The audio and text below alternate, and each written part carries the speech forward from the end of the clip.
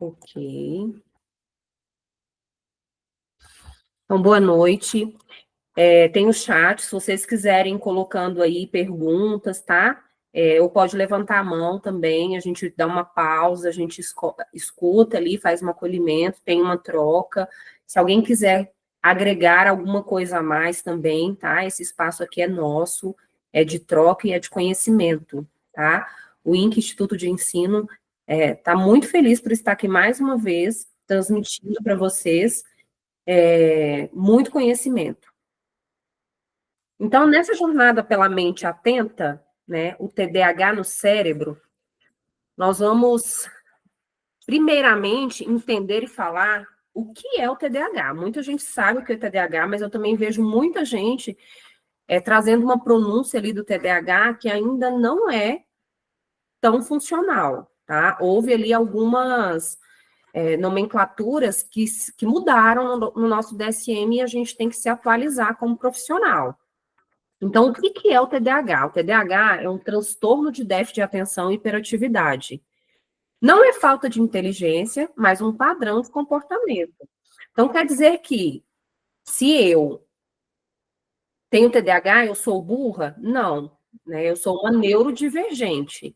Não tem nada a ver inteligência com TDAH, e é isso que a gente vai entender aqui hoje, né? Quais são as limitações do sujeito que tem esse diagnóstico. Então, o TDAH, ele afeta a atenção, a impulsividade e, em alguns casos, a hiperatividade, impactando na vida da criança e do adulto.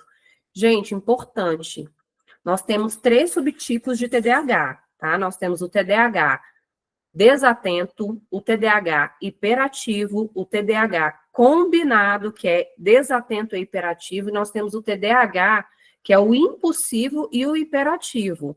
Vocês viram essa nomenclatura, chegou para vocês lá um relatório com um paciente que tem TDAH impulsivo e hiperativo. Gente, esse é o pior TDAH a se tratar, tá?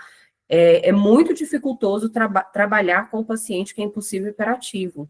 Esse paciente, normalmente, só a terapia não é funcional. Então, esse paciente precisa ali de que o uso de medicação, tá? Então, nós não temos mais TDA, tá, gente? Tentem sempre lembrar isso quando vocês forem fazer relatórios ou vocês forem indicar o paciente de vocês para um acompanhamento com o psiquiatra. Não se existe mais TDA, aquele paciente que era só desatento. Todo paciente é TDAH, predominante desatento, predominante hiperativo, predominante combinado ou predominante impulsivo e hiperativo. Nós temos 3 subtipos de TDAH, de nível leve, moderado e grave. Carol, eu sou grave. As minhas avaliações me deram ali uma nomenclatura grave. Eu posso baixar para o moderado? Eu posso chegar a ser um leve? Sim, tá? Se a gente fizer uma neuroreabilitação, se a gente fizer uma psicoterapia, se a gente fizer uma ginástica cerebral e utilizar ali a neuroplasticidade cerebral, a gente consegue sim sair de um grave para um moderado e chegar a um leve. Tá? A mesma coisa com o paciente que está dentro do espectro autista. O nível de suporte 2 ou 3, ele pode diminuir? Pode, tá? Ele pode ser não verbal e começar a ser verbal? Também, tá? Tudo vai depender do nosso trabalho, que somos nós, os psicólogos, né? Nós somos incríveis. Então, nós temos um papel muito importante na vida do sujeito que é um neurodivergente, né? Quem são os neurodivergentes? São pessoas que têm ali transtornos, né?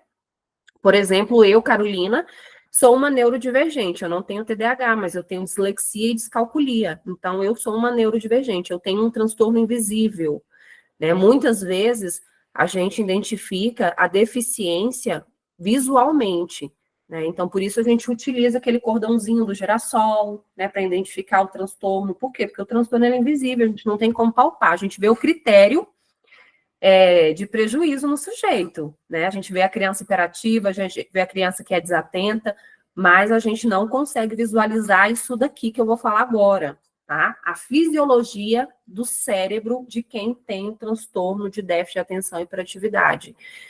A gente precisa entender como funciona isso para que a gente possa criar estratégias dentro de consultório para trabalhar com esse paciente. Nós, pais que temos filhos com um transtorno de déficit de atenção e hiperatividade, devemos entender a fisiologia do cérebro dessa criança para poder ter mais empatia com essa criança. O professor que está dentro da escola, que sabe que tem uma criança ali que está dentro do transtorno de déficit de atenção e hiperatividade, ela precisa entender a fisiologia do cérebro dessa criança para ela poder acolher essa criança, né? Porque senão a gente julga como uma criança mal criada, mal educada, que não presta atenção, que é opositora, né?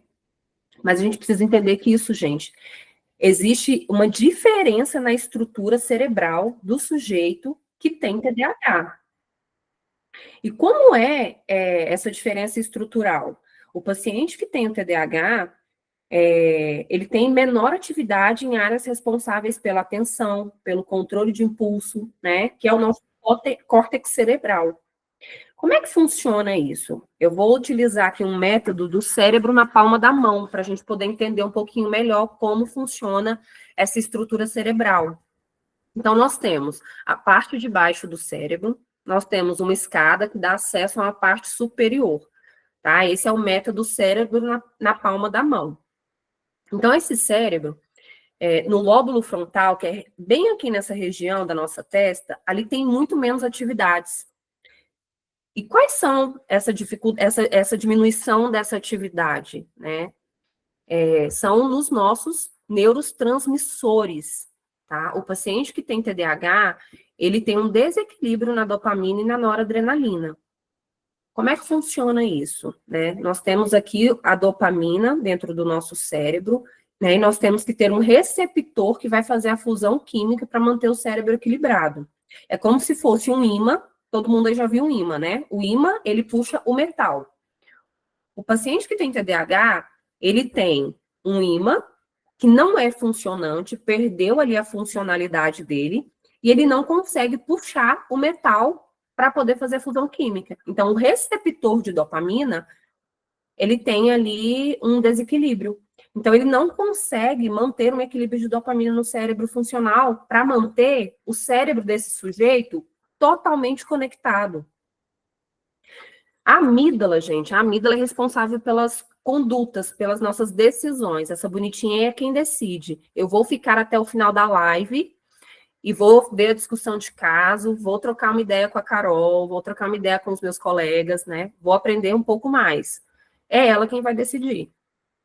Se você decidir ficar até o final da live, você tomou uma decisão completamente racional, você tomou essa decisão conectada com o seu lóbulo frontal. Mas se você sair da live, a decisão que você tomou foi irracional, foi desconectada. Por quê? Porque você está pensando na cerveja, ou na comida, ou em dormir, ou em assistir a série, né? E vai perder o melhor dessa live, que é o nosso estudo de caso. Então, o nosso cérebro, ele tem uma formação, ele tem uma estrutura, né? E a estrutura do sujeito que tem um transtorno de déficit de atenção e hiperatividade tem menor atividade no lóbulo frontal, né? Que é responsável pelo controle, pela atenção, pela hiperatividade, pelos impulsos, né? Então, o cérebro do paciente que tem TDAH, ele fica sempre desconectado com a amígdala. Por quê? Porque ele tem um desequilíbrio na dopamina. Gente, quem que é a dopamina? É o hormônio do amor, né? O hormônio que me faz me movimentar. Quem aí assalta a geladeira de madrugada? Sabe quem faz você levantar da sua cama quentinha para assaltar a geladeira? É a dopamina.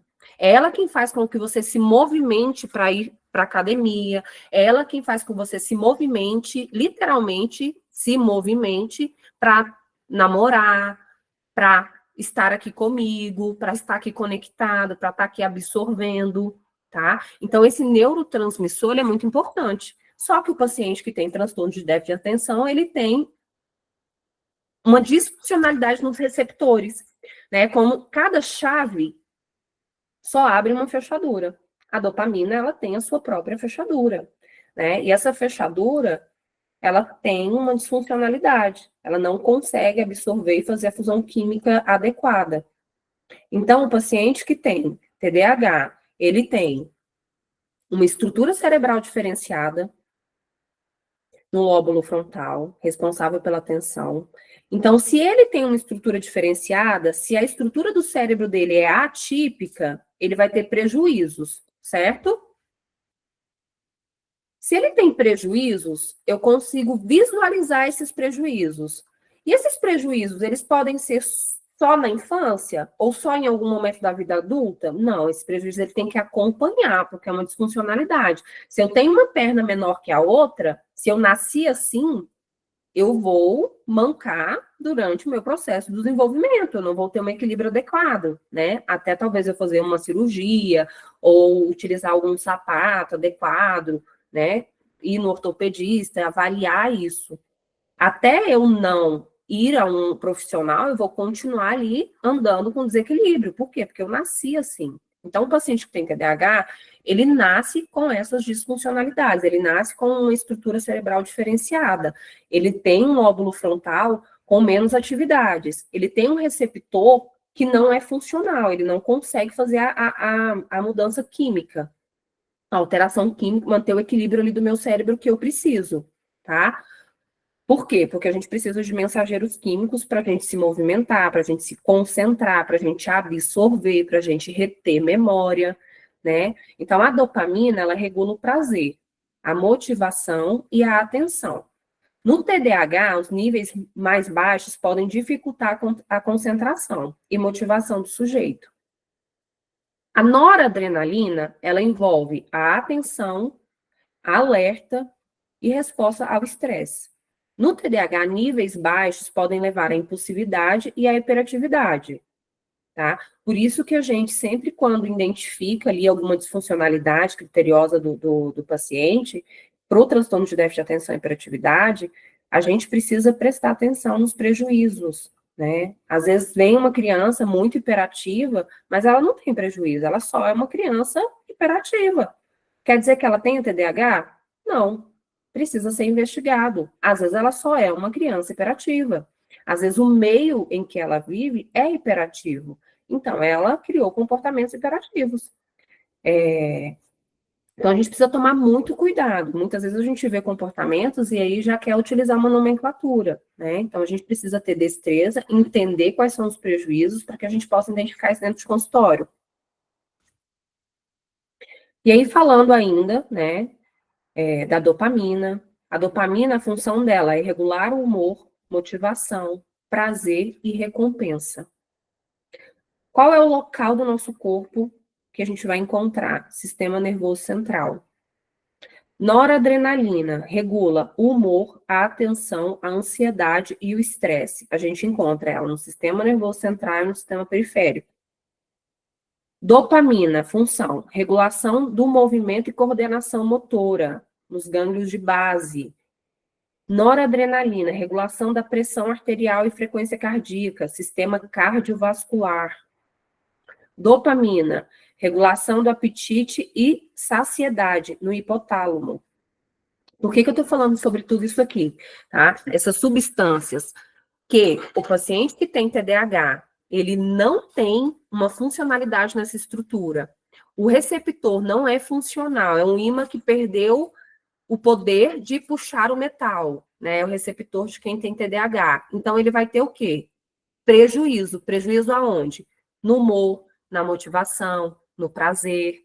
Pode ser um paciente que tenha compulsão alimentar, pode ser um paciente que tenha compulsão por compra, pode ser um paciente que oscile a parte do humor dele, uma hora ele está de um jeito, outra hora ele está de outro. Pode ser um paciente que não consiga manter atenção numa conversa, pode ser um paciente que tenha problemas em manter o trabalho, o paciente chega assim, não consigo fixar em um trabalho o tempo inteiro, toda hora eu tenho vontade de mudar, pode ser que esse paciente esteja tendo ali uma dificuldade para regular a atenção, a ansiedade, o estresse, e o ambiente provoca isso nele e ele tem um comportamento de fuga. O paciente é destrambelhado, quem já escutou essa palavra aí, sai esbarrando em tudo, se machucando em tudo, né?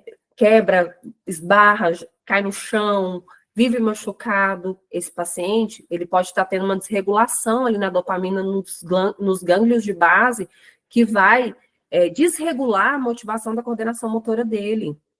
Né? Quando a gente faz avaliação neuropsicológica, a gente a gente avalia a psicomotricidade do paciente, os traços finos, os grossos, para a gente poder tentar identificar disfuncionalidades e critérios para poder fechar um diagnóstico preciso. Dopamina no hipotálamo faz o quê? Regula o apetite e saciedade. Se você tem uma disfuncionalidade do TDAH, pode ser que você comece a ter um sobrepeso. Ou pode ser que você comece a emagrecer muito e não tenha tanta vontade, não tenha tanta saciedade para comer.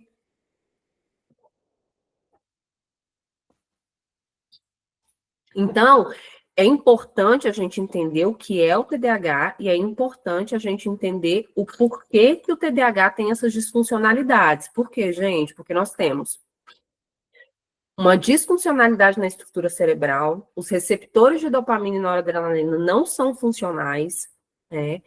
E a gente tem alguns subtipos de TDAH que vão fazer com que afete a nossa vida diária. Então, crianças vão apresentar dificuldade na escola, problema de comportamento, dificuldade em seguir instruções, né? Aquela criança mais opositora. Adultos, desorganização, procrastinação, dificuldade de manter os empregos e relacionamentos. Então, o paciente vem para você e traz ali demandas, por exemplo, eu nunca paro num trabalho, né? Eu sempre que estou ali, eu logo fico desmotivado, eu não consigo manter um perfil, eu não consigo manter uma rotina, e essa empresa sempre me cobra, e eu acabo pedindo para sair, porque eu não consigo me adaptar às regras. Aí você vai avaliar, vai fazer uma avaliação pregressa desse sujeito. Não é só porque ele tem esse comportamento que ele possa ter o TDAH. Lembra? O TDAH, ele se nasce com essa disfuncionalidade. Então, essa disfuncionalidade, ela vai aparecer durante a primeira infância, a segunda infância, a adolescência e a vida adulta. Não tem como uma pessoa chegar para você e dizer assim, não, eu sempre fui um bom aluno, nunca tive notas baixas, nunca tive problema nenhum, mas eu acho que eu tenho TDAH, porque eu não consigo parar no meu trabalho, eu não consigo. Olha só, isso pode ser alguma outra coisa. Não um TDAH, porque o TDAH a gente investiga desde do nascimento dessa criança, né? Desde do transtorno do neurodesenvolvimento, das faixas etárias, se essa criança esteve dentro da faixa etária, se não houve nenhum atraso, a primeira infância, quais eram as pontuações escolares, quais eram os problemas de comportamento que essa criança tinha, quais eram as dificuldades que ele apresentava. Não tinha.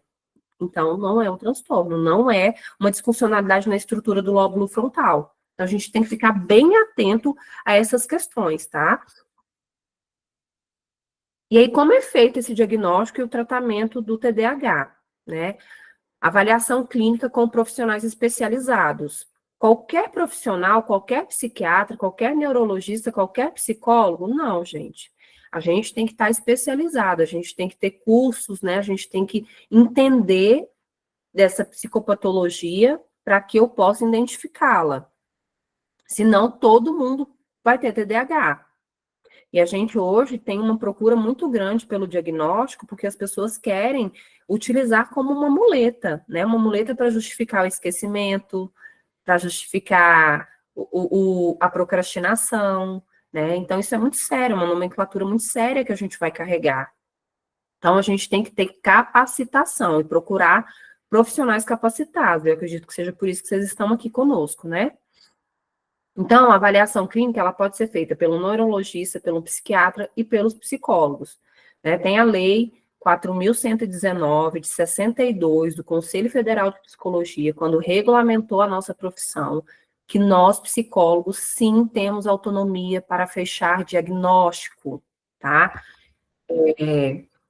Nós temos autonomia, se nós estivéssemos capacitados para dar esse diagnóstico para o sujeito. Eu preciso entender os critérios, eu preciso entender o que é esse transtorno, eu preciso entender quais são os prejuízos desse transtorno para que eu possa fechar um diagnóstico preciso, né? Para que esse sujeito, ele vai carregar essa nomenclatura com ele. né? E hoje a gente tem leis que respaldam quem está dentro do transtorno de déficit de atenção e hiperatividade. Por exemplo, quem tem TDAH tem 1 hora a mais para fazer concurso. Quem tem dislexia pode utilizar de um leitor numa hora de uma prova de concurso, né? Então, para eu ter 1 hora a mais, eu tenho que estar dentro do transtorno, eu tenho que ter um laudo psicológico, neuropsicológico, e tenho que ter um laudo psiquiatra, de um psiquiatra ou de um profissional médico, né? Até porque a gente trabalha como equipe multidisciplinar, então a gente precisa dos médicos para trabalhar, para poder fazer um trabalho bem feito com o nosso paciente, tá? E no nosso estudo de caso hoje, a gente vai falar sobre isso, sobre essa parceria, como é importante. E como é importante a gente ter conhecimento sobre os transtornos para que a gente possa se respaldar e dizer assim, não, doutor, olha, eu até concordo, respeito o seu posicionamento, mas eu continuo batendo a tecla que seja para esse indício, para essa vertente, para este caminho, tá? Então, nós temos autonomia, sim, de fechar um diagnóstico, tá? Mas, para a gente fechar um diagnóstico, a gente precisa ter conhecimento dele. E o TDAH tem cura? Não, o TDAH não tem cura, tá? Se nasce com uma estrutura cerebral diferenciada, e é para sempre, tá? Mas tem tratamento. Qual que é o tratamento? Acompanhamento médico, medicação e neuroreabilitação. Todo TDAH precisa tomar medicação, Carol. E aí a gente tem uma resistência muito grande, né? Principalmente quando a gente fala para os pais que a criança é uma criança que tem um TDAH combinado de nível grave que precisa fazer uso de medicação, senão a terapia, a neuroreabilitação não vai ser funcional e essa criança só vai cada vez mais apresentar mais disfuncionalidades, mais prejuízo cognitivo. Então, gente, só um minutinho. Deixa eu tirar esse negócio de ficar pedindo toda hora aqui para entrar, que isso vai me desconcentrando.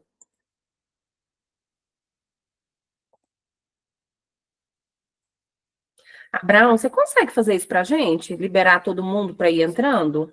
Consigo sim. Eu já ia falar aqui que você podia me colocar como admin. Coloquei você aí. Porque fica toda hora pitando aqui para mim e me desconcentra. Eu não tenho TDAH, não, mas eu tenho dislexia. Tá bom. Então, vamos lá. O TDAH tem tratamento? Tem. Todo mundo precisa fazer uso de medicação? Não. Nem todo paciente que tem o transtorno precisa fazer uso de medicação, tá? Só com uma neuroreabilitação, uma psicoterapia adequada, funcional, a gente consegue fazer com que esse paciente ele vá rompendo ali os critérios de prejuízo. Então, eu preciso avaliar o meu paciente, eu preciso ter um tempo hábil com ele para identificar essas disfuncionalidades, esses critérios de prejuízo, para eu poder indicar se precisa fazer uso de medicação ou não. O psicólogo tem essa autonomia, Carol, de dizer sim. Sabe por quê? Porque você está com seu paciente toda semana.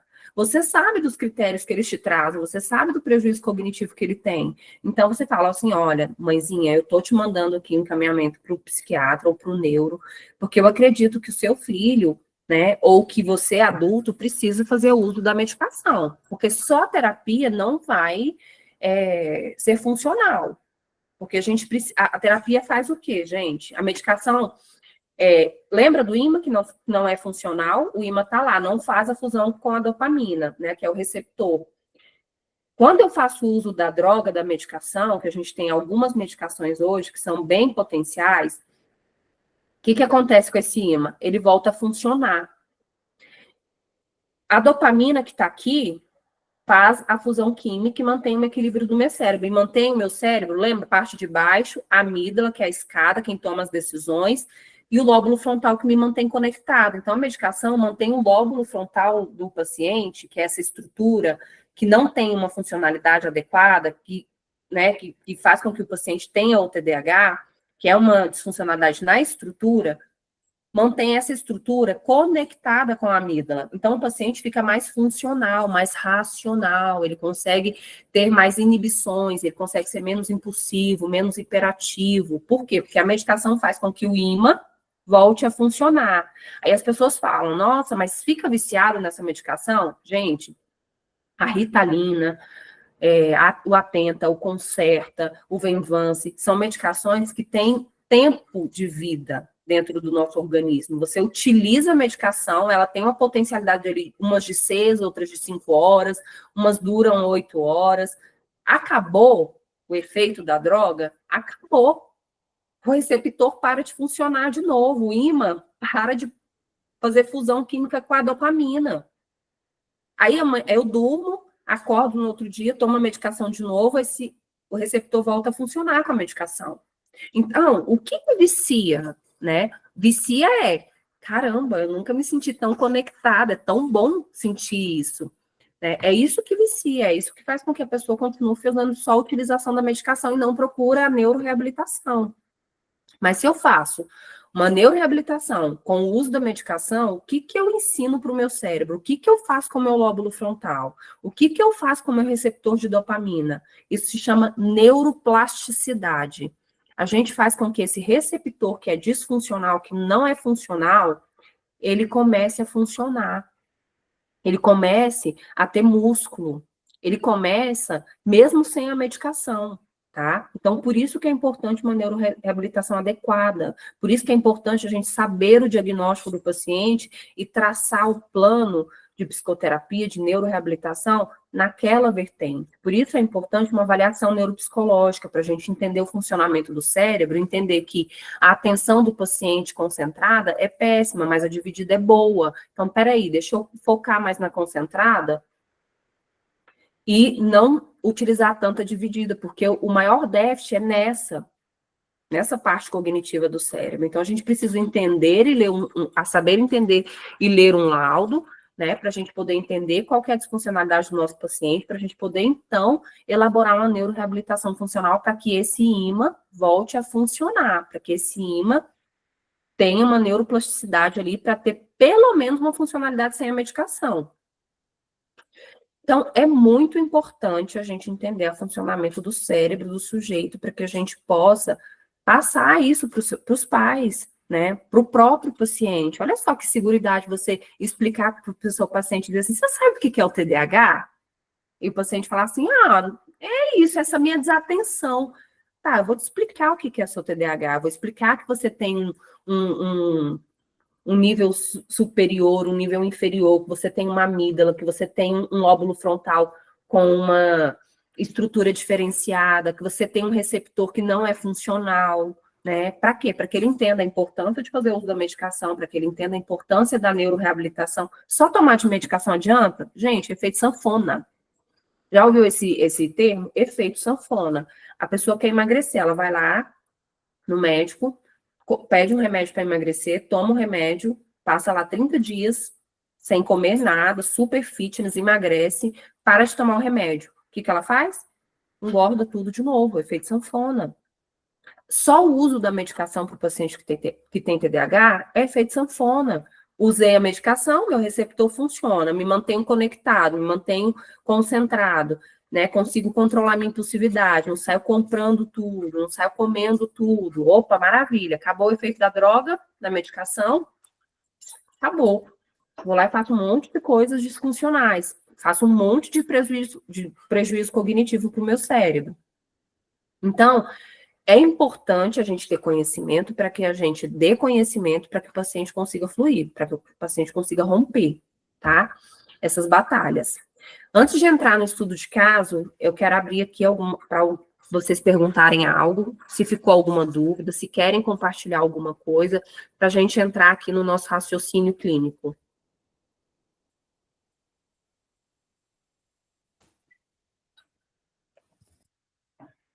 Pessoal, pode mandar também, se não quiser falar, abrir, manda mensagem aí nas conversas aqui no Meet, que aí a gente repassa aqui para Carol. Pode seguir? Ficou clara aí essa parte do funcionamento do cérebro?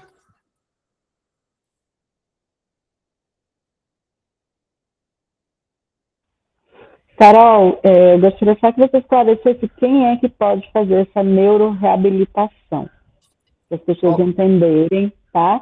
Qual é o profissional que faz? É o psiquiatra? É o neuro, né? Acho que mudou a nomenclatura agora, né? Que você tinha falado também. É especialista em neuropsicologia, não é isso? Neuroreabilitação. Me corrige.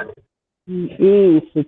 Esclarece aí para... Quem pode fazer a neuroreabilitação? O psicólogo capacitado, tá? Qualquer psicólogo capacitado com um curso de extensão, ou com uma pós-graduação, tem vários tipos de curso. Aqui mesmo no Instituto a gente tem, tá? A gente vai abrir turmas aí, porque a gente está dando início agora no começo do ano, se encerraram algumas turmas do ano passado, e agora a gente está abrindo novamente. Mas, por exemplo, quem participou daquele curso, que a Jeane mesmo ministrou, de arte-terapia, a arte-terapia é uma modalidade de neuroreabilitação. Por quê? Porque a gente trabalha a atenção concentrada, a atenção dividida, a gente trabalha a memória, a gente trabalha a percepção visual, a gente trabalha a psicomotricidade, tá? Então, a neuroreabilitação é o psicólogo que é um profissional adequado para exercer esse papel, tá? Então, a gente precisa ter capacitação para poder exercer essa função. Ah, eu não tenho, mas eu tenho um paciente com TDAH. Não tem problema nenhum, vai continuar atendendo o seu paciente, né? Mas é importante que a gente... Mas aí vem aquela... Sempre nas supervisões, né? A gente faz supervisão aqui também. Então, a gente sempre, nas supervisões, escuta... Carol, mas meu paciente não está rompendo, mas meu paciente está tendo crise de ansiedade. Meu paciente, a gente criou toda uma estrutura laboral de psicoterapia para ele parar de gastar, mas ele não para. E aí eu estou me sentindo invalidada como profissional. Tá, quem é o seu paciente? Aí ele começa a falar, tem um diagnóstico de TDAH, já é mais velho, tal. Aí eu falo, ó, você viu esse diagnóstico? Você entende o que é o TDAH? Então, você tem que começar a pegar na vulnerabilidade do TDAH para poder fazer com que o seu paciente vá romper. Para fazer com que o seu paciente comece a ver vertentes de uma forma diferente, romper isso de uma forma diferente e ver que faz sentido e remodular o comportamento. Tá? Então, a neuroreabilitação é uma ginástica cerebral. Para quê? Para que a gente consiga minimizar a disfuncionalidade da estrutura cerebral do sujeito que tem um transtorno. Tá? A colega perguntou se tem exame de imagem para detectar TDAH. Gente, o TDAH, o diagnóstico é fechado através, por exemplo, através de alguns exames, tá? Então, o paciente tem que fazer um exame com a fono, que se chama DEPAC, e a gente precisa entender se tem alguma disfuncionalidade no processamento auditivo central do paciente, porque a maioria dos pacientes que têm TDAH, eles têm, não são todos, tá? Mas a maioria tem. Como chega a informação no processamento auditivo central do paciente, ocasiona ali as disfuncionalidades, como ele recebe isso, tá? Tem imagens também de ressonância, a gente vê, né, estruturalmente falando do cérebro, dificuldade menor, lembra lá, ó, que nosso primeiro slide, menor atividade em área responsável pela atenção e controle de impulsos. Então, alguns exames de imagem a gente consegue ver essa diminuição de controles de impulsos, de áreas de energia, de sinapses. Então, a gente pode identificar, ver critério de prejuízo, exame de imagem com redução ali de atividades nessa área, processamento auditivo com disfuncionalidade, paciente com dificuldade de manter atenção, paciente sempre ali estudando e na nota ficando de recuperação, uma criança que tem um humor muito rebaixado, uma criança mais opositora, aí a gente vai fechando esse diagnóstico. Tem que ser todo um contexto para poder fechar o diagnóstico, tá? No nosso estudo de caso, eu vou mostrar para vocês alguns critérios bem importantes que a gente tem que se atentar para a gente não se enganar, tá? Porque a gente trabalha como equipe multidisciplinar. Então, às vezes, o colega que é, por exemplo, o médico, ele fala que é o TDAH, mas você sabe que não é um TDAH. Por quê? Porque quando você foi aplicar, não tinha prejuízo em algumas funções cognitivas, né? Mas a pessoa mostra isso, talvez esse comportamento que ele tenha é um comportamento operante do ambiente, não da funcionalidade do cérebro, tá? Então pode ser familiar, trabalho, vai depender do sujeito, né? De onde ele vive. Então pode ser comportamental, não estrutural. Alguma pergunta? Tem pergunta aqui, ó. A Mariana perguntou se pode dar algum exemplo de como realizar essa neuroreabilitação e quais são as atividades utilizadas. Então, a gente utiliza a neuroreabilitação de várias formas, tá? A gente tem plataformas em que a gente consegue mensurar o início do tratamento e durante o processo, ali se houve declínio, se houve melhora.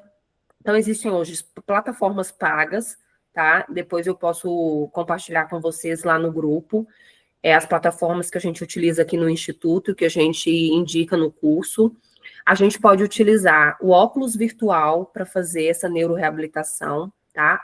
Quem já viu aí o óculos virtual no mundo metaverso? Então, a gente coloca o óculos no paciente e, por exemplo, o meu paciente tem TDAH. E dentro das avaliações neuropsicológicas que ele me trouxe, lá estavam bem latentes e com bastante déficit cognitivo a memória. Então, eu vou trabalhar a memória imediata do meu paciente. Então, eu elaboro uma atividade dentro do óculos virtual para que a gente possa trabalhar a neuroplasticidade do cérebro para poder melhorar a memória imediata dele. Então, dentro do óculos, a gente tem, por exemplo, um mercado. Antes de entrar no óculos virtual, eu coloco para o meu paciente decorar uma lista de compras. Meu paciente entra dentro do óculos virtual e ele vai passar no mercado e lembrando da lista, tá? A gente pode trabalhar jogo de memória, a gente pode trabalhar, por exemplo, um idoso, ele não vai saber jogar o jogo da memória, mas você pode trabalhar o tabuleiro de memória virado com as peças para ele ver as figuras. Aí você vai pedir para ele procurar os parzinhos, tá? Isso vai estar elaborando o quê? Psicomotricidade, memória, raciocínio lógico, né? Porque ele vai precisar identificar que o vaso de flor tem um outro vaso de flor. Então, a neuroreabilitação vai fazendo com que as junções estruturais do cérebro que são disfuncionais, que tem menos latência, menos sinapses, vai se criando novas sinapses, tá? O nosso cérebro, gente, a neuroplasticidade do nosso cérebro, ela é simplesmente sensacional. O paciente que tem um AVC do lado direito, a parte esquerda que é paralisada, que tem os déficits ali, né, do derrame, do AVC. O nosso cérebro, pela neuroplasticidade, e a gente não para de ter neuroplasticidade, a gente morre tendo neuroplasticidade. Claro que vai diminuindo a potencialidade dessa neuroplasticidade, né? Dessa mágica do cérebro de se recondicionar. Então, a gente vai criando, o cérebro vai criando barreiras, vai criando pontes para um local que deixou de ter energia, de ter neurônios, de ter sinapses, de ter vida, né? Então, o nosso cérebro, ele é muito inteligente. E se a gente tiver ferramentas para poder fazer com que o nosso cérebro vá criando funcionalidade, a gente pode sim fazer com que esse receptor que não é funcional comece a fazer ginástica novamente, tá? Claro que não vai funcionar igual o meu, né? O meu funciona assim. O do paciente que está fazendo a neuroreabilitação, ele vai fazer assim, ó, mais lento. Aí, quando ele tomar a medicação, ele vai conseguir um melhor potencial. Mais alguma pergunta, Brown? Eu também perguntei aqui sobre o diagnóstico. Para se fechar em criança e adolescente, se é diferente com adulto. E aí até acrescento, como que identifica isso, caso seja diferente? Carol, só depois, após a explicação do Abraão, né, da pergunta, aí a gente parte para o caso clínico, tá? Você vai poder não avançar muito, que as pessoas estão perguntando até que horário, que o pessoal quer cessar, né? Tá bom. Então a gente dá uma palhinha hoje, deixa eles tomarem a cervejinha, descansar, e aí a gente marca uma outra live dessa maravilhosa, tá? Então, o diagnóstico, ele é fechado da mesma forma para a criança e para o adulto, tá? O que diferencia os testes que são utilizados. Os testes que são utilizados para a criança têm uma faixa etária, tem uma didática, para o adulto tem uma outra didática e uma outra faixa etária, né? Mas é feito através da avaliação neuropsicológica e através do olhar clínico de um profissional que tem ali destreza com o transtorno. Era mais ou menos isso, Abraão? Perfeito, sim. Tá? Então, é através de avaliações, só que cada sujeito tem uma avaliação, né? Tem ali, e a gente começa as avaliações sempre com a questão de inteligência, né? A gente sempre vai avaliar ali o QI de inteligência do paciente, porque é através dos testes de inteligência que a gente vai identificando as disfuncionalidades e vai escolhendo os novos testes, tá?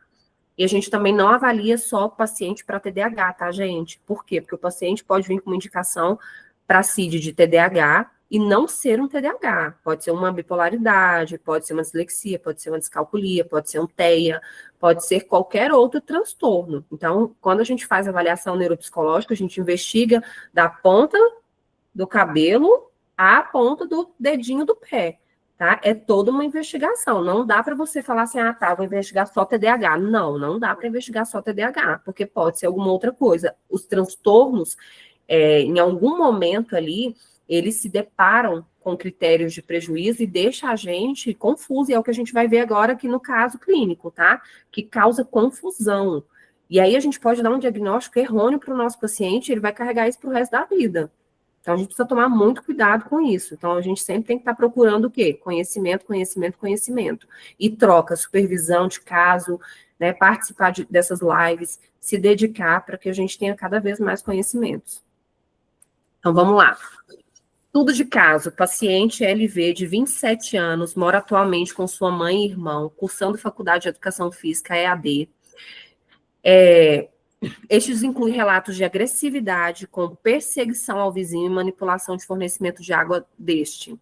O paciente também relata ouvir barulhos provenientes do vizinho, que apresenta comportamentos recentes de infantilização.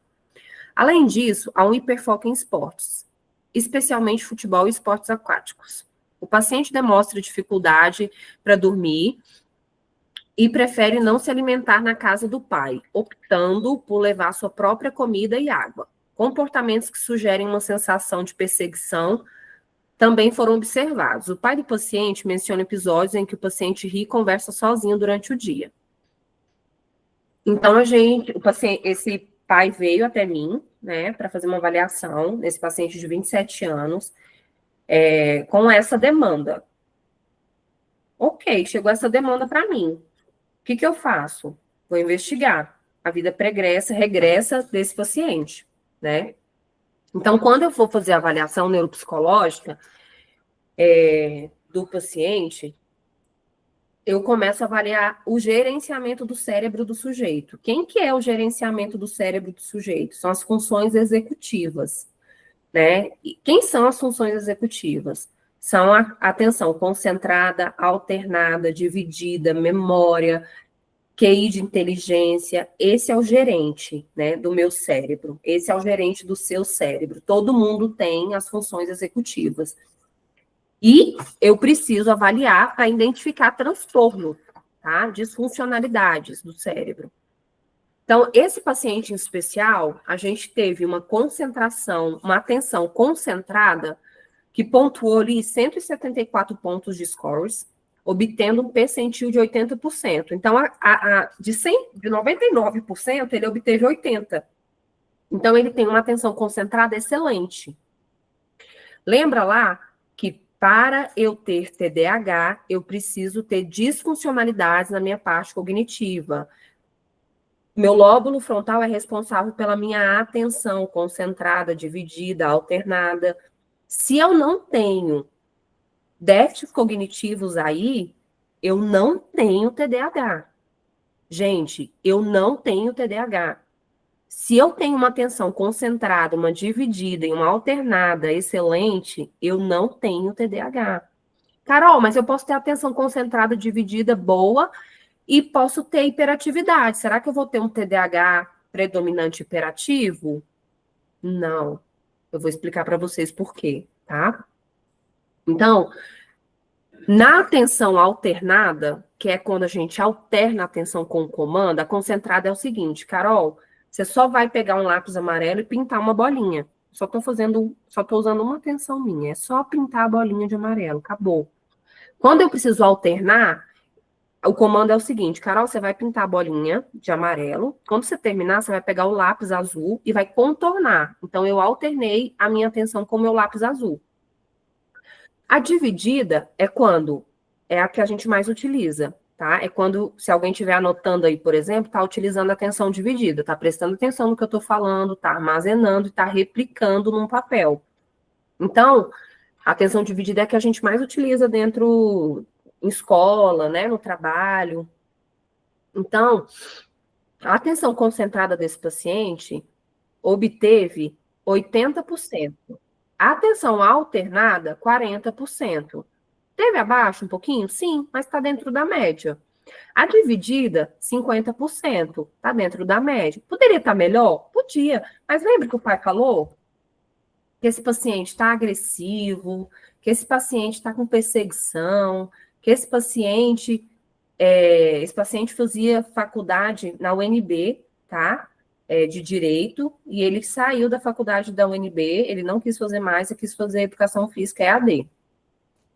Então, esse paciente está estressado. Poderia dar alteração aqui e ser do estresse? Poderia. E aí eu poderia fechar um diagnóstico para TDAH? Também não, calma lá, tá? A gente só está começando uma hipótese diagnóstica, a gente só está começando uma investigação. Então, o gerenciamento das funções executivas referente à atenção, referente ao lóbulo frontal dele está ok. Vamos para o próximo. Lembra, para eu avaliar o gerenciamento do cérebro do sujeito, eu preciso ver memória, atenção. Então, eu avalio a memória aqui visual, esse primeiro teste, tá? De 100% que eu queria que ele tivesse, ele obteve 50%, tá dentro da média. Não foi tão ruim, ele tem uma memória boa. Na segunda avaliação, na percepção de réplica de memória visual, ele é bom, né? Mas a memória imediata dele deu 10%. Eu já vi ali um déficit, eu falei, não tá legal, né? Mas a visual dele é boa. Pode ser que a parte de percepção dele não seja boa e por isso a memória não armazenou. Como esse segundo teste é uma réplica de um desenho, eu perguntei para ele se ele gostava de desenhar. Ele disse que sim, que ele era um excelente desenhista. Aí eu pedi para ver os desenhos dele, né? Aí ele ficou de me trazer na outra sessão. Ele me trouxe os desenhos, eu avaliei os desenhos dele, e os desenhos eram sem percepção nenhuma. Então, justificava essa memória imediata. Ruim, tá? Porque ele teve uma percepção de réplica, mas ele não executou a memória de uma forma adequada. Então, eu vi que tinha ali algum déficit na questão visual, de como ele recebia isso. E aí, a gente precisa avaliar o QI de inteligência desse sujeito, para saber se esse paciente tem um DI, se ele tem, né, um transtorno do neurodesenvolvimento, se ele tem uma dislexia, se ele tem uma descalculia, eu preciso avaliar isso. Né? E esse paciente, ele obteve um QI ali muito bom, né? Ele teve um QI, uma eficiência intelectual, ó, essa curvatura aqui, é o que a gente espera dentro da normalidade do sujeito. Ó, tô péssima de risco. Esse vermelhinho aqui é onde está o QI de inteligência dele. Então, tá dentro da normativa, né? Tá dentro do que a gente espera. Tem uma inteligência razoável. E aí eu vou avaliar alguns testes que são importantes para o TDAH, né? E dentro desses testes, ele obteve uma desatenção dentro da média. Lembra? A atenção dele lá nos primeiros testes foram boas. Ele tem uma impulsividade numa média superior, me chama a atenção, que talvez até justifique os comportamentos que ele teve inadequados com o pai, dentro da minha investigação. Aspectos emocionais, essa irritabilidade dele justifica, está bem alterada, né? E a hiperatividade dentro de uma média superior também. Muitas pessoas fazem esse rastreio aqui de TDAH e falam assim, você tem TDAH. E dá um diagnóstico errado para o paciente, tá, gente? Por quê? Porque eu não posso fechar um diagnóstico quando eu tenho somente um material. Eu preciso ter o olhar clínico. Eu digo para os meus alunos de supervisão, né, e para os meus colegas que são mais próximos a mim. Teste dá indicativo, mas o meu olhar clínico é quem fecha o meu diagnóstico. A Mariana Turola está aqui conosco. Mariana Turola é também especialista em neuropsicologia. Ela é da minha equipe, né, trabalha diretamente comigo.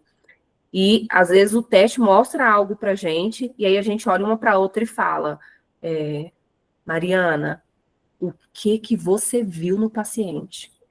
Ela, eu vi TDAH. Eu falei, então é isso. Mas o teste não está mostrando, Carol. O que você viu no paciente? Eu vi transtorno bipolar. Eu vi borderline. Eu falo, então é isso.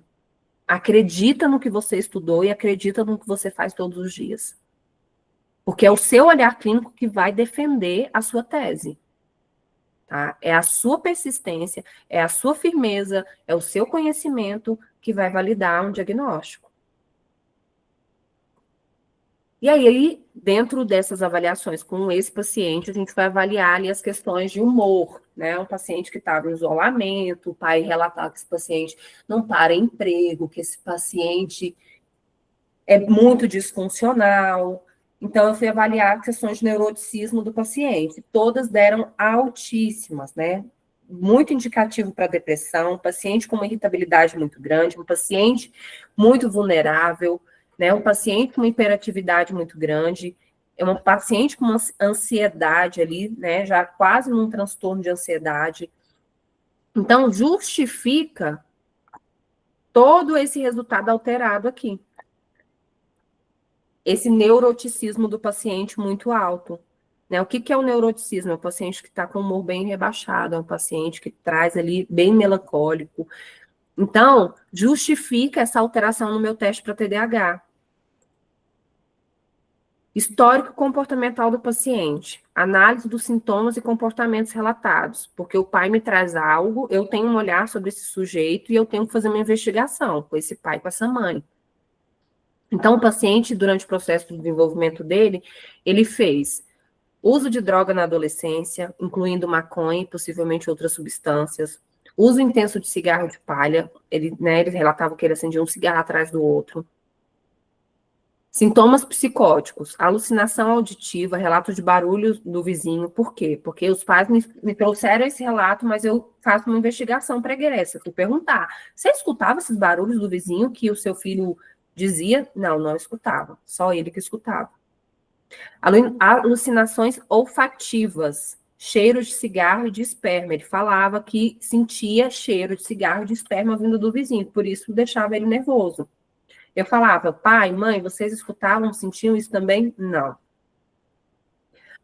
Alucinações visuais. Ele via cobras na casa, né? Tipo, gente, cobra. A mãe, que é isso? Não tá doido? Possível delírio. Lembra lá no histórico, ele gosta muito de esporte. Teve um tempo que ele começou a falar para a mãe que o pessoal da NBA estava seguindo ele no Instagram, porque ia comprar o passe dele. Alterações comportamentais observadas. Insônias, risos aparentemente imotivados, agressividade com o irmão mais novo, comportamentos estranhos. Esse paciente chegou a furtar a arma do pai e ir de bicicleta para Chapada. O pai é policial, pediu filmagens do percurso, acabou conseguindo fazer essa intervenção e ele acabou voltando para casa. Disse que pegou a arma porque podia ser assaltado e ele ia se defender. E ele começou a ir para a casa do pai também, levar garrafas de água e alimentação, porque ele falava que na casa do pai as coisas eram contaminadas. Sintomas negativos, dificuldade de manter emprego. Ele conseguia estágios, mas passava assim 10 dias no máximo e não ia trabalhar mais. Outros sintomas, hiperfoco na mãe, possível ansiedade de separação. Então, ele tinha um comportamento ali de paranoia. Ficava ligando para a mãe toda hora, onde você está, onde você está, mas ele não queria nada com ela, entende? Ele só queria saber onde que ela estava. Gente, chuta aí, qual diagnóstico vocês dariam?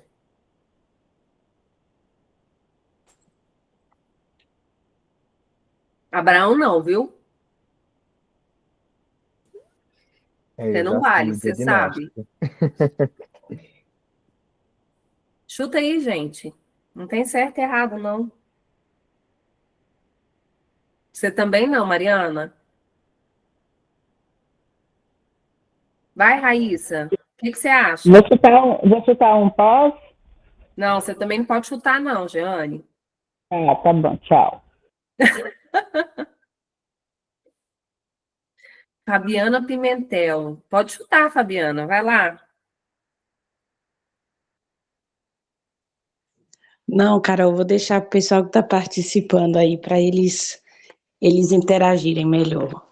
Raíssa, conta pra gente, o que você acha que é esse diagnóstico?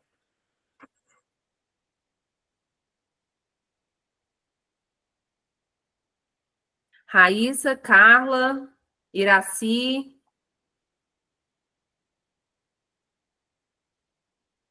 Vamos, gente. Ninguém? Dou-lhe uma, dou-lhe duas, dou-lhe três. Nenhuma, Raíssa, nenhuma ideia? Seria aquele autista? Boa, boa. Inclusive, os testes para avaliação para dentro do espectro autista deram bem alteradas, referente a isolamento, a dificuldade de manutenção de socialização. Mas não é autista, tá? Bom, tem minha opinião, né? Isso aí, Iraci, ótimo, porque aí eu trouxe também essa vertente, a gente investiga. Me traz que o paciente, gente, fazia o NB presencial. Todo mundo quer fazer o NB presencial. De repente, essa pessoa não quer mais, ela vai para dentro de casa para poder estudar isolada. Fazer educação física EAD. É uma hipótese. Esquizofrenia. Mari Turola. Isso mesmo. Então, vamos lá. Qual foi a conclusão diagnóstica desse paciente? Adicionalmente, foram identificados traços consistentes com o transtorno de esquizofrenia. Presença de sintomas positivos, alucinações, possíveis delírios, sintomas negativos, dificuldade em manter os empregos, comportamento desorganizado, prejuízo no funcionamento social e ocupacional. O que tem a ver esquizofrenia com TDAH, Carol? Você quer confundir a nossa cabeça? Vamos lá. Aqui, gente, tem um relato. Quando eu faço um diagnóstico, quando eu faço uma avaliação neuropsicológica, eu encaminho esse paciente para um psiquiatra, né? E eu tenho uma parceria com uma psiquiatra sensacional aqui no Instituto. E então eu encaminhei o laudo, né? Falei disse para ela qual foi a hipótese diagnóstica, né, de esquizofrenia, passei o quadro clínico para ela e o paciente foi. Chegando lá, ela falou assim: Carol, viu o fulano? Cara, posso estar muito errada, mas eu não vejo psicose nesse menino mesmo. Não, velho. Eu acho que foi tudo maluquice da droga. Eu acho ainda que ele tem TDAH, da impulsividade, desregulação emocional, déficit executivo, imaturidade. Só que o QI dele é muito bom, então mascarou. Hoje eu coloquei risperidona por conta da impulsividade, da irritabilidade. Aumentei a sertralina e vou observar. Estou pensando muito em colocar Venvance para esse menino. Vamos lá. O que ela me relatou? Déficits nas funções executivas. Como é que está a função executiva do meu paciente? Toda ok. Toda dentro da média. O QI não justifica eu ser muito inteligente. Por exemplo, eu tenho um QI de 142, o meu QI é muito bom, mas eu tenho dislexia. O meu QI ser muito bom não minimiza as trocas de letras que eu faço, as palavras que eu invento, né? Vou falar para vocês aqui uma palavra muito engraçada, que foi meu marido que me corrigiu depois de muito tempo falando errado. Eu falava assim, uma pessoa renomada, né? Eu falava renomeado. Nossa, fulano é renomeado. E eu achava que estava certo. Porque eu sou burra? Não, meu QI é sensacional. Mas eu tenho dislexia. Entende? Eu tenho uma disfunção na minha parte cognitiva. Então, não tem como eu não ter dislexia. Quer falar alguma coisa, Giovânia? Não, foi errado aqui, desculpa. Tranquilo. Então, se o meu paciente, as funções executivas do meu paciente, a atenção, a memória, o QI, é funcional, não é TDAH. Não é TDAH. Eu vou defender a minha tese, eu vou defender o que eu estudei. né? E aí ela ia entrar com Venvance. Imagina, colocar Venvance no paciente com esquizofrenia, ia dar uma virada ali bem bacana. Aí ela falou assim: eu tenho supervisão com o doutor Rafael, dia 28, vou levar o caso dele. Falei, beleza, vamos ver se melhora. Eu até li seu teste de novo. Não acha que pode ser TDAH, hiperativo impulsivo? Lembra que eu falei lá? A gente tem 4 tipos de TDAH. TDAH desatento, TDAH hiperativo, TDAH combinado e o TDAH impulsivo hiperativo, que é o pior de se tratar. Junto com o dano da droga que ele usou, foi muita coisa. Aí já não tem uma reserva cognitiva boa. Pelo TDAH, aí se perde. Não fiz nenhuma pergunta objetiva, só rodeios. Fiz uma entrevista muito aberta e ele foi muito bem. Ele não tem pensamentos concretos. Acabou virando terapia familiar, que eu fazia essas perguntas abertas e ele ia analisando e começando e falando da mãe, né, dos relacionamentos dos dois. Não tem afeto embotado, expressão facial muito boa. Aí eu falei assim, aí eu veio uma pulga na minha cabeça, né? Falei, vou dar uma olhada nos resultados, não me recordo. E esse negócio dele não beber água na casa do pai, não comer porque está se sentindo perseguido, que tudo estava contaminado, que o pessoal da NBA estava de olho nele como jogador de basquete. Eu acho que foi droga, ela falando. Fez algum grau de psicose, mas por causa de substância. Já tem genética, mas não está determinada, entende? Ele já tem 27 anos, esquizofrenia e demência precoce tem determinação. Quando o cara é psicótico, ele vai evoluindo, ele tem uma fusão do eu com o mundo. O mundo invade ele, é isso. Aí eu fiquei assim, eu vou olhar esse teste de novo, gente. Pode ser que faz sentido, pode ser que eu esteja errada. Porque pode, a gente pode errar, gente. Nós somos seres humanos. Se compara muito com o outro. Aí eu falei, neuroticismo tá alto, ele é bem depressivo, né? Vi essas alterações. O psicótico não faz isso, porque ele não vê pessoas como pessoas iguais a gente. Ele vê muito problema nele, se culpa, fica remoendo os erros que ele cometeu. O psicótico não faz isso. Minha impressão fez episódio psicótico, uso de substância, impulsividade, maturidade, baixa autoestima, dificuldade de enxergar as coisas a longo prazo. Perfeito, mas continuo observando, avaliando de forma contínua. Isso a doutora falando. Pode ser que isso apareça de algum momento, mas sinceramente eu não acho. Ela continua batendo que não acha que é esquizofrenia. Aí eu fui, né, abri o laudo, dei um print, mandei para ela. A impulsividade e a hiperatividade deu nível alto. Vamos lá. A impulsividade, média superior, 95%, e a hiperatividade, média superior, também. Teste indicativo para TDAH impulsivo hiperativo. Ok, ela soube ler o meu teste. Tá de parabéns, não é todo psiquiatra que consegue ler uma avaliação neuropsicológica, isso é importante também. Sim, deu baixa autoestima também. Aí eu, né, pensei, pode ser que eu fiquei nos relatos da psicose e não me atentei a um possível quadro de TDAH impulsivo.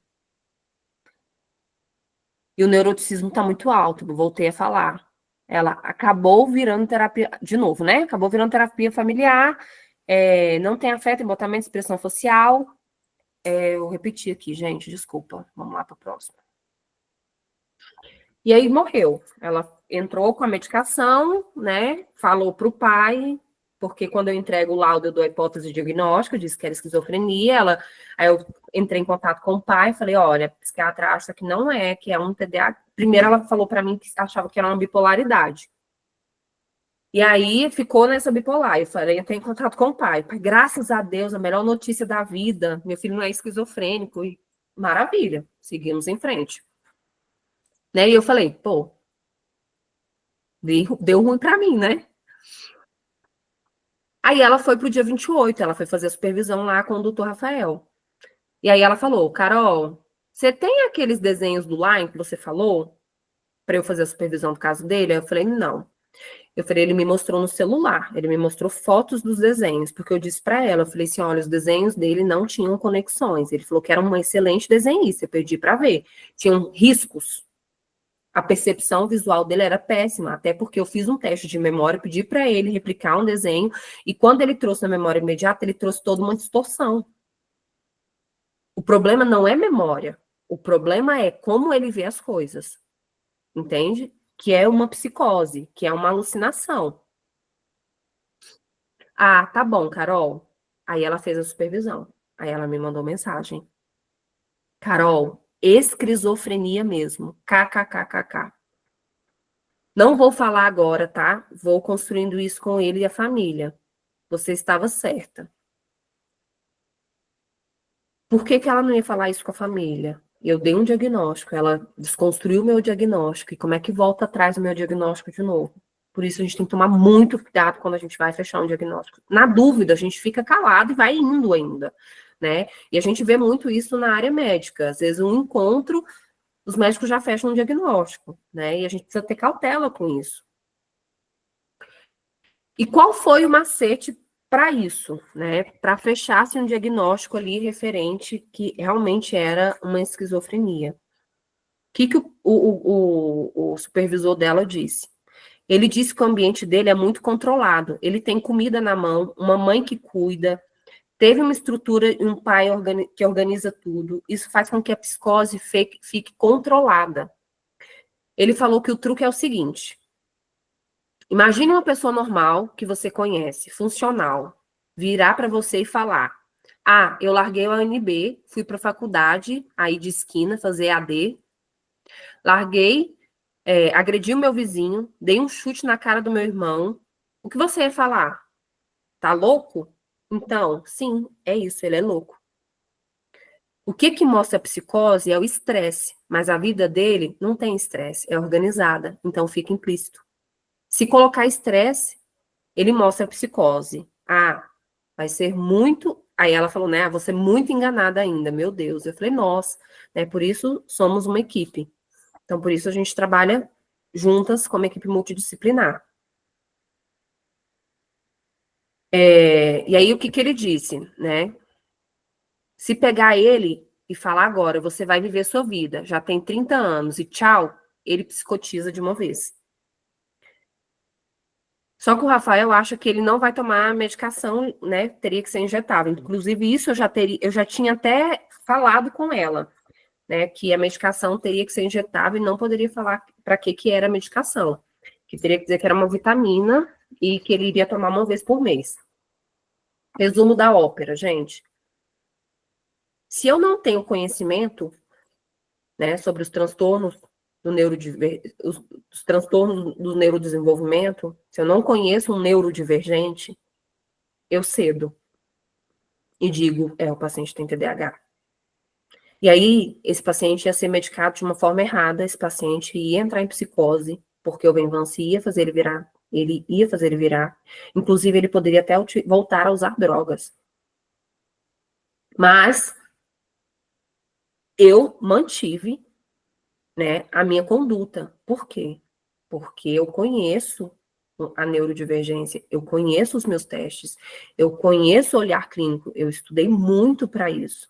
A doutora, não, sim, a doutora, sim, ela é maravilhosa, ela é sensacional, eu adoro trocar ela, minha parceria com ela, eu não troco de jeito nenhum. Mas, olha só, é uma médica e uma psicóloga, né? E a gente tem essa troca saudável, por quê? Porque a gente aprende juntas, a gente anda como equipe multidisciplinar, não tem rival aqui, entende? Não tem a rival Carol com o psicólogo Abraão, nós somos uma equipe, a gente trabalha junto, a gente cresce junto. Então, para se ter TDAH, gente, a gente tem que ter prejuízo nas funções executivas, e esse paciente não tinha prejuízo na função executiva. Os prejuízos que apareceram, eu remodulei com outros testes, porque eu achava que era um neuroticismo, um humor mais rebaixado, uma depressão, né? Então, a gente precisa tomar muito cuidado com o diagnóstico de TDAH. É o mais fácil? É o que todo mundo dá para o paciente? É. Mas é um diagnóstico que a gente precisa entender quais são os critérios de prejuízo para que a gente possa dar esse diagnóstico, tá? Vou abrir aqui um momento para vocês quiserem trocar, mandar alguma mensagem, né, para a gente encerrar. Quero agradecer a presença de todos aqui.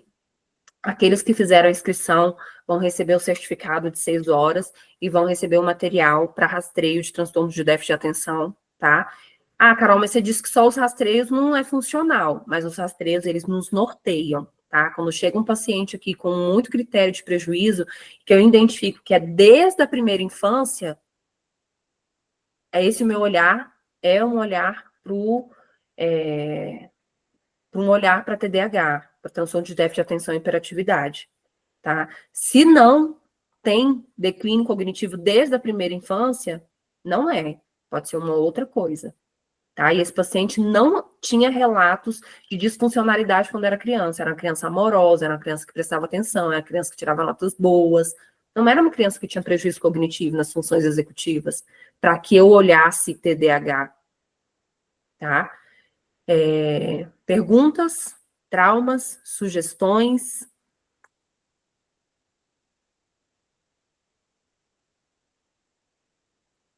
Não estou vendo as perguntas. Tem alguma pergunta?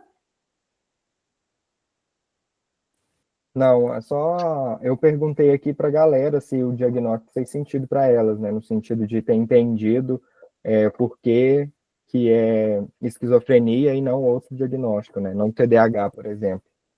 E a Jeane comentou que você completou aí o que ela ia falar.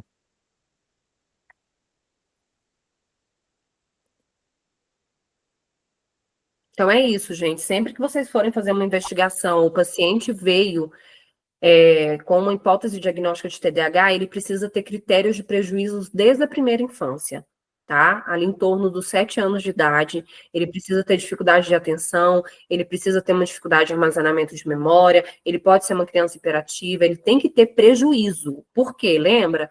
O lóbulo frontal tem menos ativação, o receptor não é funcional, então não tem dopamina, não tem noradrenalina, então eu fecho um diagnóstico para TDAH.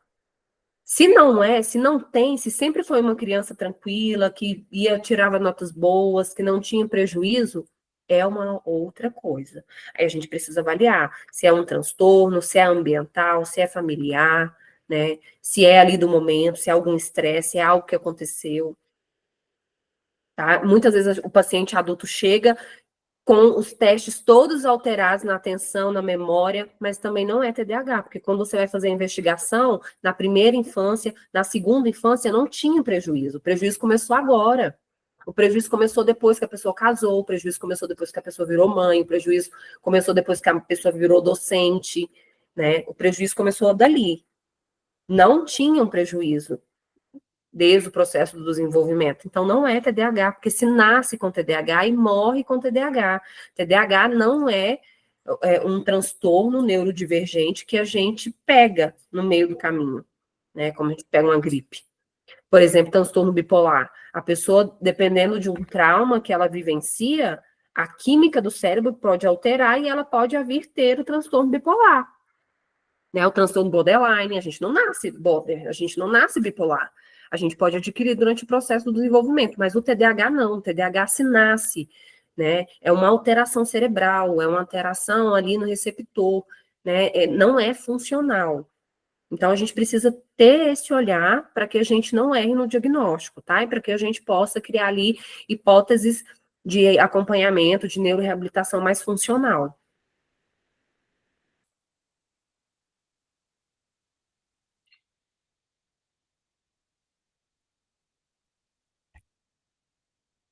Então é isso, meus amores. Então a gente encerra, né, esse momento aqui de conhecimento. Agradeço a presença de todos, tá? Fiquem de olho lá no grupo, a gente vai estar mandando ali os próximos cursos. A gente vai ter um curso da Fabiana Pimentel agora no próximo mês. Não deixem de fazer, vai ser um curso incrível, vocês vão aprender a interpretar ali o desenho da criança e do adulto. através dessa técnica a gente consegue identificar ali várias questões particulares da criança. Inclusive, recentemente, a gente precisou fazer uma denúncia no Conselho Tutelar, porque a criança trouxe um abuso, né? Trouxe um abuso na internet, né, Fabiana? A criança estava tendo acesso ao Instagram e foi assediada dentro da própria plataforma, e era um adulto, e ela trouxe isso no desenhar. E a Fabiana teve uma interpretação, né, acolheu essa criança, a criança foi falando, tia, foi isso, o rapaz pediu a foto minha, e mandou a foto dele, né, e a gente acabou fazendo uma denúncia do perfil dele e encaminhou isso para o Conselho Tutelar, para as medidas cabíveis. Então, o desenho, ele é muito importante. Através do desenho, a gente descobre muitas coisas. Inclusive, o desenho desse meu paciente foi muito importante para o diagnóstico, porque quando eu visualizei a distorção que ele tinha, eu falei, não, isso é psicose, ele não está bem, ele não tá no mesmo mundo que eu. Então, foi quando me abriu ali uma chavinha, foi através do desenhar, né? Então, é muito importante essa ferramenta para nós como psicólogos. Não percam a oportunidade de fazer, tá? E tem vagas limitadas, porque o nosso espaço não é um espaço muito grande. A gente gosta também de dar atenção adequada quando a gente faz os nossos cursos. Então, é isso, gente. Boa noite, muito obrigada. Alguém quer falar alguma coisa? Fabiana, você quer dar uma palavrinha? Quer instigar a gente para o seu curso? Carol, falar rapidamente, né, que eu tô aqui no trabalho ainda, mas eu vim aqui rapidinho para dar uma atenção, e nesse curso realmente vai ser bem agregador.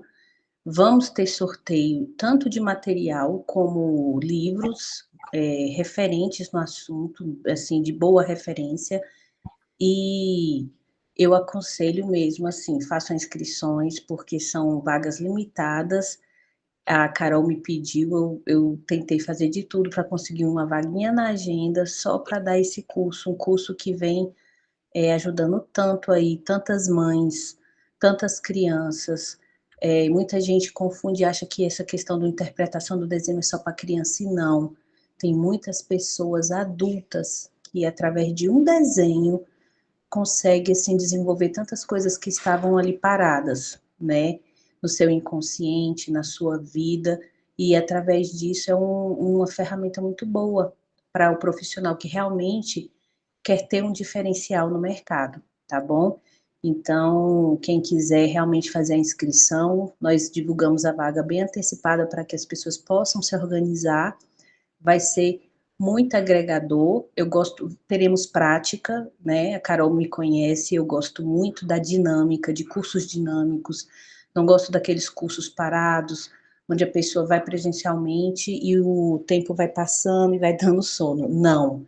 Eu quero envolvimento, eu quero que vocês aprendam e, principalmente, que vocês participem. Então, teremos um momento de prática também, tá bom? E é isso, meus amores. Sextou, viu? Aproveitem aí sexta, descansem. Segunda-feira tem mais, né? Um abraço aí a todos. Tchau, um abraço. Beijo. Um abraço, Tchau. querida. Obrigada, Abraão. Boa Boa noite. noite. Mari, Raíssa, Kelly, obrigada, viu, pela presença. Tchau, professora. Foi ótimo. Tchau, meus amores. Bom final de semana. Tchau.